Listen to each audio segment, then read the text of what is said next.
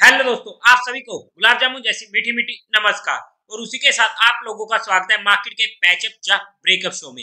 आज के दिन एक तो हम डिस्कस करेंगे हमारी मार्केट को, क्योंकि कल के दिन होने वाली है निफ्टी की एक्सपायरी, तो वहां पर क्या इंपॉर्टेंट लेवल्स निकल कर आते हैं और उसी के साथ साथ कैसी रह सकती है कल के दिन मार्केट की नीयत। और उसी के साथ साथ कल के दिन होने वाली दो आईपीओ की क्लोजिंग, ज्योति सीएनसी और आईवीएल एसएमई आईपीओ की। तो वहां पर क्या रहेगा मेरा personal and final decision for education purpose according to my mindset, according to my risk factor. उन सभी पॉइंट्स को हम कवर आउट करने की कोशिश करेंगे। तो अभी से इस वीडियो को लाइक और चैनल को सब्सक्राइब कर दीजिएगा। अगर हम सबसे पहले आज के दिन का एफआई और डीआई डाटा चेकआउट करते हैं, तो डीआई ने 2080 करोड़ की बाइंग करी है, वहीं पर एफआई ने 1700 करोड़ की सेलिंग करी है। नेट में फिगर फ्लैट सा है।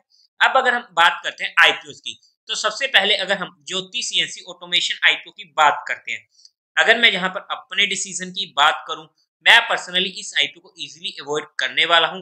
चाहे मैं अग्रेसिव हूं, चाहे मैं डिफेंसिव हूं, चाहे मैं हाईली अग्रेसिव हूं, मैं इस आईपीओ को अप्लाई नहीं करने वाला हूं। जैसा कि हमारी इस आईपीओ के रिव्यू वीडियो में बात हुई थी, जहां पर एक दो डाउट भी आए थे कि आप बोलो कि इसकी वैल्यूएशन नॉर्मल है, मतलब कि फुली प्राइस है।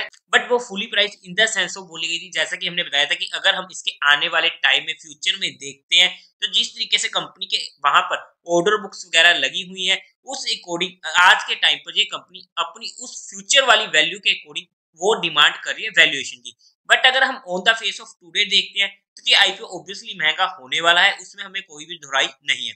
बाय द वे, अगर हम इसके जीएमपी की भी बात कर लेते हैं आज के टाइम पर, तो एक 12% के करीब का हमें जीएमपी देखने को मिल रहा है। बट अगर मुझे ये आईपीओ अप्लाई भी करना होता, देखो बीइंग एंड डिफेंसिव होकर या बीइंग एंड अग्रेसिव होकर तो मैं इस आईपीओ को अप्लाई नहीं करता।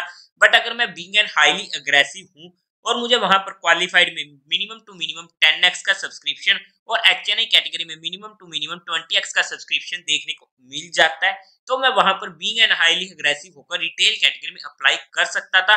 बट वो आपको अपने माइंडसेट के अकॉर्डिंग, अपने रिस्क फैक्टर के अकॉर्डिंग देखना पड़ेगा।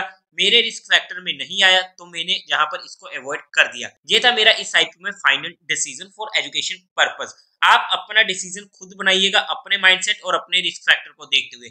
मैंने जहां पर अपने रिस्क फैक्टर और अपने माइंडसेट के अकॉर्डिंग अपना डिसीजन दिया है। सिमिलरली अगर मैं बात करूं आईबीएल फाइनेंस एसएमई आईपीओ की, तो इस आईपीओ का भी मेरा डिसीजन क्लियर है कि मैं इस आईपीओ को भी इजीली अवॉइड करने वाला हूं, जहां पर मैं इस आईपीओ को भी अप्लाई नहीं करने वाला हूं। मतलब कि कल का दिन मैं कोई भी आईपीओ नहीं लगाऊंगा। बट आने वाले टाइम में कुछ हमें इंटरेस्टिंग आईपीओ देखने को मिलेंगे, जहां पर मेरा भी काफी ज्यादा इंटरेस्ट रहेगा, तो वहां पर उन आईपीओ को मैं टेंशन फ्री होकर अप्लाई कर सकता हूँ। बट अगर मैं इन आईपीओ को अप्लाई करता हूँ, बेशक ये हमें प्रॉफिट दे सकते हैं, इसमें कोई दिक्कत नहीं है। बट वहां पर रिस्क फैक्टर बढ़ जाता है और फालतू में माइंड में टेंशन आएगी मेरे की क्या होगा क्या नहीं होगा, कहीं लॉस हो गया, तो मुझे वो सिरदर्दी नहीं चाहिए। अगर कोई अच्छा आईपीओ होगा जेन्युइन में, तो मैं वहां पर उसे इजीली अप्लाई कर दूंगा। बट आप लोगों का जो भी डिसीजन हो, एक बार अपने रिस्क फैक्टर को और उसी के साथ साथ अपने माइंडसेट को और कंपनी को अच्छे से स्टडी करने के बाद, अगर आपने अभी तक कंपनीज को स्टडी नहीं किया, तो हमारे चैनल पर आपको दोनों आईपीओ की रिव्यू वीडियो मिल जाएगी, आप वहां से स्टडी कर सकते हो। फिर अपने फाइनेंशियल एडवाइजर से कंसल्ट करके कोई फाइनल डिसीजन बनाइएगा। बट अब अगर हम मार्केट की बात करते हैं ना, आज के दिन की, आज के दिन की जिस तरीके की मार्केट थी, काफी ज्यादा वोलेटाइल मार्केट रही है।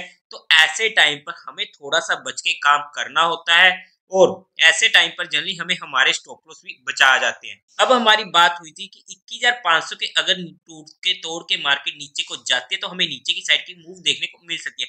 मूव आई एक छोटी सी 50 पॉइंट की, बट हमारा सस्टेन होना जरूरी था, जहां पर सस्टेन नहीं हुई थी मार्केट और फिर से सीधा ऊपर को आ चुकी थी। फिर से मार्केट वहीं पर टाइम पास करती रही एक छोटी सी रेंज में। बट 21,500 के नीचे मार्केट सस्टेन नहीं कर पा रही थी, जिसकी वजह से हमारी शॉर्टिंग की पोजीशन क्रिएट नहीं हो रही थी। अगर हमने वहां पर पोजीशन क्रिएट की है, तो ऑब्वियसली हमारा स्टॉप लॉस हिट हुआ है, जिसे हमें रिस्पेक्ट करनी पड़ेगी। और कल भी हमने कहा था कि जब मार्केट एक छोटे से फ्लैट बेस के पैटर्न में फंस जाए और जिस भी साइड को वो टूटे, हमें इमीडिएट एक अच्छी मूव देखने को मिल सकती है, और लास्ट में हमें वो मूव देखने को मिल चुकी थी। और उसी के साथ साथ आज के दिन जो ये मूव आई है, पूरा का पूरा क्रेडिट जाता है सिर्फ और सिर्फ मार्केट के हाथी को, यानी कि रिलायंस को, जो खींच के ले चुका था सीधा ऊपर की साइड। और स्पेशली डिस्कस भी हुआ था रिलायंस का शेयर 2-4 दिन पहले, जहां पर हमने कहा था कि 2622 के ऊपर तो ये हमारे फोकस में आ ही जाएगा। बट ये हमारी इंपोर्टेंट स्पोर्ट पर भी नजर में रहेगा, जहां पर ये अपनी इंपोर्टेंट स्पोर्ट से बाउंस लेकर सीधा ऊपर को निकल चुका था। बाय द वे, अब अगर हम मार्केट की बात करते हैं कल के लिए, अगर हम सबसे पहले ऑप्शन चेन डाटा को देखते हैं ना, तो अगर आप ऑप्शन चेन डाटा को देखोगे ऊपर की साइड 21,600 से लेकर अच्छी खासी कॉल सेलिंग हमें देखने को मिल रही है 22,000 तक के लेवल तक। अगर हम सिमिलरली नीचे की साइड की बात करते हैं तो नीचे की साइड भी हमें अच्छी पुट सेलिंग देखने को मिल रही है 21,300 के लेवल तक। हालांकि as compared to call selling put sellers कम है, बट जिस तरीके का डाटा बना हुआ है उस तरीके से तो ऐसे लग रहा है कि कल का दिन एक साइडवेज दिन रह सकता है और मार्केट प्रीमियम ईट कर सकती है। और अगर मार्केट 10 बजे के आसपास एक रेंज में फंस जाती है तो वहां पर दोनों साइड के कॉल और पुट सेल करके हम इजीली प्रीमियम ईट कर सकते हैं। अब लेट्स से कि मार्केट फंस चुके 21,600 के पास, अगर हम डिफेंसिव है तो वहां पर 21,400 और इस साइड 21,800 की कॉल और पुट सेल करके इजीली प्रीमियम खा सकते हैं एक छोटे से स्टॉप लॉस के साथ। बट 2 बजे के बाद ट्रेल करना इंपॉर्टेंट हो जाएगा। अगर हम थोड़े से अग्रेसिव है और हमें अच्छा एक्सपीरियंस है तो वहां पर 21,500 और 21,700 के कॉल और पुट सेल करके हम इजीली वहां पर प्रीमियम ईटिंग कर सकते हैं एक छोटे से स्टॉप लॉस के साथ अगेन।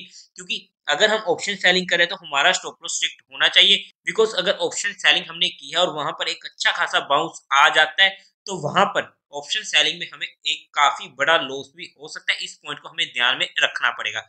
बाय द वे अगर हम लेवल्स की बात करते हैं तो हमारे लिए इमीडिएट जो सपोर्ट रहेगी 21,500 से 450 की रेंज होने वाली है, जहां पर अगर मार्केट हमें मिलती है तो हमारा ऊपर की साइड ध्यान रहेगा अब कल के लिए।